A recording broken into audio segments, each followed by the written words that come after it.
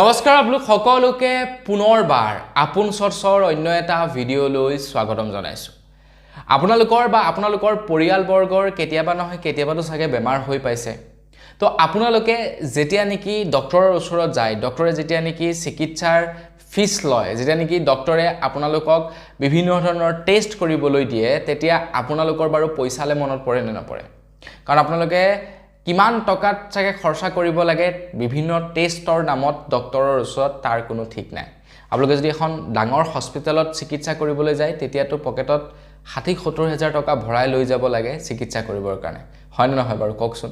আমি যদি চৰকাৰী মেডিকেলতো আজিকালি চিকিৎসা কৰিবলৈ যাওঁ তাতো কিন্তু টকা খৰচা হয়। আজিকালি চৰকাৰী মেডিকেলতো টকা এক প্ৰকাৰ লয় বুলি ক'ব পাৰি বিভিন্ন ধৰণৰ টেষ্টৰ নামত। বাকি মানে বেডৰ ভাড়া কিবা কিবি এইবিলাকতো লয় আগৰ পৰাই কম বেছি পৰিমাণে, কিন্তু টেষ্টৰ নামতো আজিকালি পইচা লয় চৰকাৰী মেডিকেলত যদিহে আপোনালোকৰ আয়ুষ্মান কাৰ্ড নাথাকে। কিন্তু মাত্ৰ ৭ টকাত আপোনালোকে ব্লাড টেষ্ট কৰিব পাৰে, আপোনালোকে MRI কৰিব পাৰে 1000 টকাত, CT স্কেন কৰিব পাৰে 900 টকাত। আচৰিত নহয়নে বাৰু? শুনি আচৰিত যেন লাগিছে। এক্সৰে কৰিব পাৰিব 20ৰ পৰা 30 টকাৰ ভিতৰত। শুনি নিশ্চয় আপোনালোকৰ আচৰিত লাগিছে যে বৰ্তমান সময়ত আপোনালোকে যদি ব্লাড টেষ্ট কৰিব যায় তেনেহলে একেবাৰে কম 200 টকা আপোনালোকৰ পৰা চাৰ্জ কৰে। এক্সৰে কৰিবলৈ গ'লে 500-600 টকা চাৰ্জ কৰে। তেনে অৱস্থাত 10 টকা 20 টকাত গোটেইবিলাক কাম কাজ হৈ পৰিব। এটা খুবেই গুৰুত্বপূৰ্ণ আৰু এটা ভাল খবৰ ওলাই পৰিছে যিটো নেকি আপোনালোকে জনাটো দৰকাৰ। তো ভাবিলো আপোনালোকক জনাই দিওঁ ক'তনো ইমান কম দামত চিকিৎসা কৰিব, হাই ক্লাছ টপ ক্লাছ চিকিৎসা পাব মাত্ৰ আপোনালোকে 6 টকা 7 টকা 10 টকা 20 টকা এনেকুৱা দামত। তো ভিডিঅ'টো আজি সম্পূৰ্ণকৈ চাই থাকিব। মই শ্ৰী পাঞ্জল গগৈ, আপোনালোকে চাই আছে আপোন চৰ্চ। আহক আৰম্ভ কৰোঁ আজিৰ ভিডিঅ'। আগবাইছোঁ আজিৰ খবৰটোৰ ফালে। বিহাৰৰ এজন যুৱকে কৰি দেখুৱাইছে চৰকাৰে কৰিব নোৱাৰা এটা কাম। চৰকাৰক তেখেতে এক প্ৰকাৰে বুঢ়া আঙুলি দেখুৱাই কৰি দেখুৱালে এনে এটা কাম যিটো নেকি বিহাৰৰ চৰকাৰে কৰিব পৰা নাই। ইনফেক্ট প্ৰত্যেকখন ৰাজ্য চৰকাৰ বা ভাৰতবৰ্ষই কৰিব নোৱাৰা এটা কাম তেখেতে কৰি দেখুৱাইছে।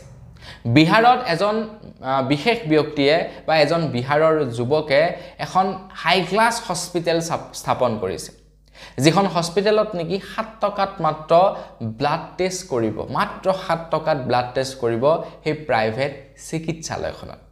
তো সেই ব্যক্তিজনৰ নাম হৈছে খান ছাৰ। তো তেখেতক খান ছাৰ নামে জনাজাত। তেখেতে এজন টিচাৰ হয়, তেখেতক খান ছাৰ নামেৰে সকলোৱে জানে। তো সেইকাৰণে খান ছাৰ বুলি কৈছোঁ। আপোনালোকে গুগলত, ফেচবুকত, হোৱাটছআপত, ইনষ্টাগ্ৰামত য'তেই নহওক আৰু চাৰ্চ কৰিব পাৰে খান ছাৰ বুলি, দেখিবলৈ পাব সেই ব্যক্তিজনক। তো সেই ব্যক্তিজনে এখন এনেকুৱা হস্পিটেল স্থাপন কৰিছে, হাই ক্লাছ হস্পিটেল, যিখন হস্পিটেলত এতিয়া কম দামতে পইচা নথকা মানুহসকলে চিকিৎসা কৰিব পাৰিব। কম দাম বুলি নাভাবিব, তাত যে চিকিৎসাৰ ওপৰত গাফিলতি কৰা হ'ব। একদম স্পেচিয়েলিষ্ট ডক্টৰক তাতে এপইণ্ট কৰা হৈছে, স্পেচিয়েলিষ্ট ডক্টৰক এপইণ্ট কৰা হৈছে। আপোনালোকেও চিকিৎসা কৰিব পাৰিব। কেৱল অকল যে বিহাৰৰ মানুহে কৰিব পাৰিব তেনেকৈ নহয়, ভাৰতৰ প্ৰত্যেকখন ষ্টেটৰ মানুহে তাত গৈ চিকিৎসা কৰিব পাৰিব। দাম শুনিলে আচৰিত হ'ব। ডক্টৰৰ ফিজ 5 টকা নে কিমান লয়, মানে ডক্টৰক যে আপোনালোকে দেখুৱাবলৈ যাব 5 টকা নে 10 টকা কিবা এটা ডক্টৰৰ ফিজ তেওঁলোকে লয়। তাৰ উপৰি তেওঁলোকে ব্লাড টেষ্ট কৰিবৰ কাৰণে মাত্ৰ 7 টকা লয়, যিটো ব্লাড টেষ্ট নেকি বাহিৰত এতিয়া 200 পৰা 300 টকা লয়। ECG 25 টকাত, যিটো নেকি বেলেগত 50 টকা লয় ECG কৰিবৰ কাৰণে। এক্সৰে মাত্ৰ 35 টকা, যিটো নেকি বাহিৰত 300 টকা লয়। আল্ট্ৰাছাউণ্ড 100 টকাত কৰিব, যিটো নেকি বাহিৰত 1500 টকাত কৰে। MRI 1000 টকা, যিটো নেকি বাহিৰত 3000 টকা লয়। CT স্কেন মাত্ৰ 900 টকাত কৰিব, যিটো CT স্কেন নেকি বাহিৰত 3000 পৰা 4000 টকা লয়।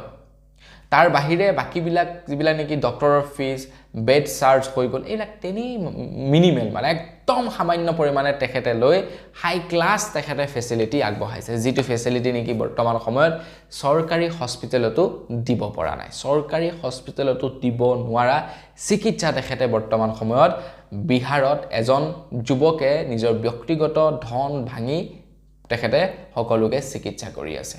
এজন মুছলমান ব্যক্তিয়ে, যিটো সময়ত নেকি বিজেপিয়ে মুছলমানসকলক বেয়া পায়, ঠিক সেই সময়তে এজন মুছলমান টিচাৰে এই কামটো কৰি আছে।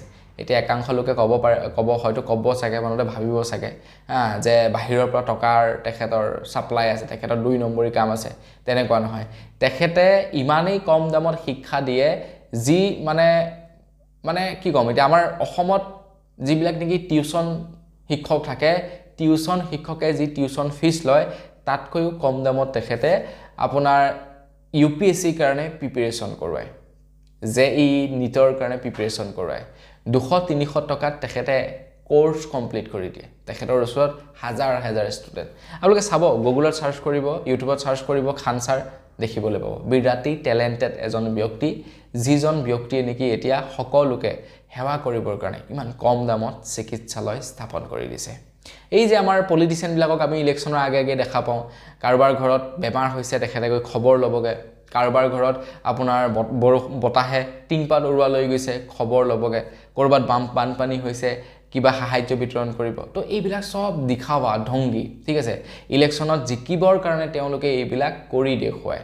যেটা নেকি ইলেকশনত জিকি যাব তেতিয়া তেওঁলোকে ৰাইজৰ পৰা ইমানেই খৰকাবলৈ ল'ব আপোনালোকে আচৰিত মানিব তেওঁলোকে যদি 1 কোটি টকা ইনভেষ্ট কৰিছে তেওঁলোকে হেইটো 1 কোটিটো 1000 কোটি টকা বনাব সেইবিলাক তেওঁলোকৰ একোটা ইনভেষ্টমেন্ট এই মানে আপোনাৰ আগতীয়াকৈ যিবিলাক দেখি ৰাজ্য সেৱা কৰে কিন্তু এই মানুহবিলাকে পলিটিক্সৰ কাৰণে নহয় সেৱাৰ কাৰণে কৰিছে গতিকে দম আছে যদি পলিটিচিয়ান সকলে তেনেকৈ এখন খুলক নিজৰ টকাৰে তেতিয়া মানিম যে পলিটিচিয়ান সকলে নিজৰ পকেটৰ কাৰণে নহয় ৰাইজৰ কাৰণে পলিটিক্স কৰিবলৈ আহিছে কৰি দেখাওক না মন্ত্ৰী হিমন্ত বিশ্ব শৰ্মাদেৱে কৰি দেখাওক এখন এনেকুৱা প্ৰাইভেট হস্পিটেল খুলি দেখাওক জয়ন্ত মল্ল বৰুৱা ডাঙৰীয়া কৰি দেখাওক আপোনাৰ ভূপেন বৰাই কৰি দেখাওক গৌৰৱ গগৈ কৰি দেখাওক অখিল গগৈ কৰি দেখাওক সবেই নিজৰ নিজৰ টকাৰে এখন বলে কোনোবা এখন স্কুল খুলিছে কোনোবা এখন আপোনাৰ মেডিকেল হস্পিটেল খুলি দিছে খুলক না সবেই নিজৰ নিজৰ পকেটৰে তেতিয়াহে মানিম যে তেওঁলোকে পলিটিক্স নহয় ৰাইজৰ সেৱাৰ কাৰণে ওলাই আহিছে